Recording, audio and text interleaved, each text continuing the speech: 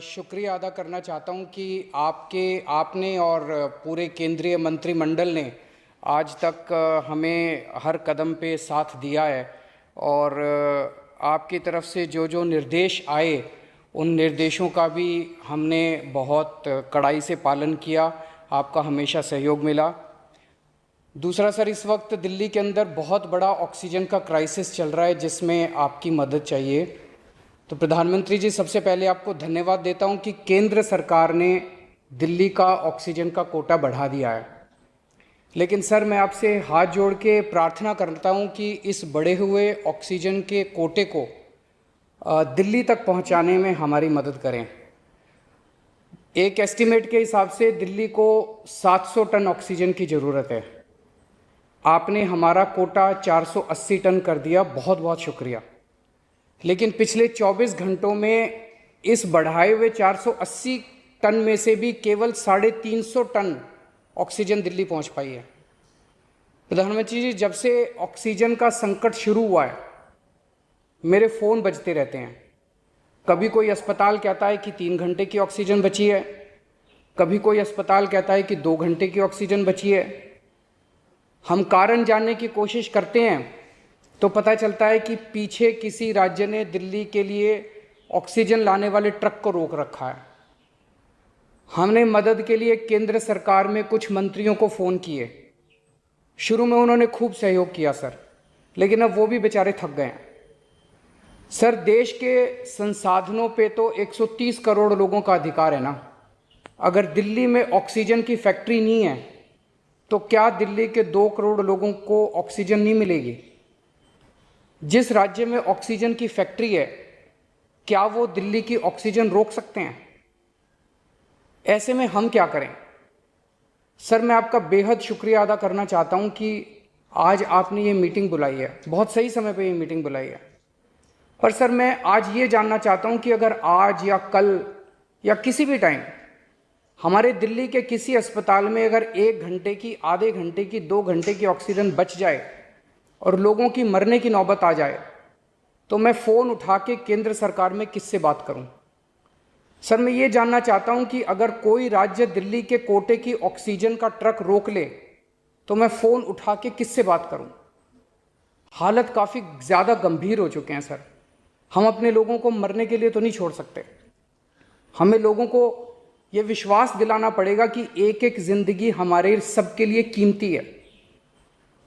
हम आपसे फिर से दिल्ली के लोगों की तरफ से हाथ जोड़ के अपील कर रहे हैं कि सर, तुरंत कोई कठोर और सार्थक कदम नहीं उठाया गया तो शायद दिल्ली के अंदर कोई बहुत बड़ी त्रासदी हो सकती है।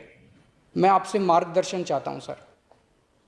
सर, कुछ ही राज्य हैं जहां से मैक्सिमम दिल्ली की ऑक्सीजन आती है और जहां सबसे ज़्यादा दिक्कत आ रही है और जहां सबसे ज़्यादा हमारे ऑक्सीजन के ट्रक रोके जा रहे हैं। मेरी आपसे विनती है, अगर आप उन राज्यों के मुख्यमंत्री को एक बार बोल दें, फ़ोन कर दें कि हमारे ऑक्सीजन के ट्रक ना रोकें तो दिल्ली के लोगों को ऑक्सीजन मिल जाएगी। आपका एक फ़ोन ही बहुत है सर उनको। दिल्ली के 2 करोड़ लोगों की तरफ से मैं आज आपसे हाथ जोड़ के विनती कर रहा हूं कि सर, आप हमारी मदद कर सकते हैं। आप कृपया हमारी मदद कीजिए और अस्पताल में लोगों को ताकि ऑक्सीजन मिल जाए। ऑक्सीजन की कमी के कारण अस्पताल में जो हालत बने हुए हैं वो अब देखे नहीं जाते। लोग बहुत ज़्यादा तकलीफ में हैं सर। पूरी रात हम सो नहीं पाते, नींद नहीं आती। इनका मुख्यमंत्री होते हुए भी मैं कुछ नहीं कर पा रहा। डर लगता है कि ऑक्सीजन की कमी से कहीं कोई बड़ा हादसा ना हो जाए। ईश्वर ना करे अगर ऑक्सीजन ना मिलने से कुछ अनहोनी हो गई तो हम सब कभी अपने आप को माफ़ नहीं कर पाएंगे। प्रधानमंत्री जी, कोरोना से देश को बचाने के लिए एक नेशनल प्लान बनना चाहिए। इस नेशनल प्लान के अंतर्गत देश के सभी ऑक्सीजन प्लांट्स को तुरंत आर्मी के जरिए केंद्र सरकार टेक ओवर करे।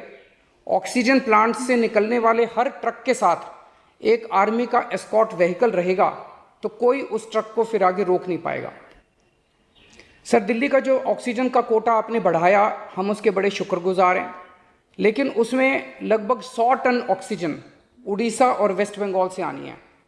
हम परसों से, जब से कोटा बढ़ा है, हम कोशिश कर रहे हैं उस ऑक्सीजन को दिल्ली लाने की। मेरा आपसे निवेदन है कि यहाँ से ऑक्सीजन अगर हो सके तो हमें हवाई जहाज से उपलब्ध करवाई जाए, और नहीं तो जैसा अभी बताया गया आपका आइडिया है ऑक्सीजन एक्सप्रेस शुरू करने का, वो ऑक्सीजन एक्सप्रेस शुरू करके वेस्ट बंगाल और उड़ीसा से हमें ऑक्सीजन दिलवाई जाए। आइडिया नहीं, ऑलरेडी चल रहा है। सर दिल्ली तक नहीं पहुंच पा रही, हमारी दिल्ली तक नहीं आ रहा। उसमें अगर हमें दिल्ली के लिए भी कॉरिडोर मिल जाए तो आपकी बड़ी मेहरबानी होगी सर। आपने 2-3 जगह तो कर दिया सर, आपके इंटरवेंशन से मुझे पता चला। एक दिल्ली के लिए और करा दीजिए सर, यहाँ की हमारी 100 टन ऑक्सीजन उधर से आनी है। प्रधानमंत्री टेलीकास्ट करें, ये उचित नहीं है। ये हमने हमेशा संयम पालन करना चाहिए। ठीक है सर, इसका ध्यान रखेंगे आगे से।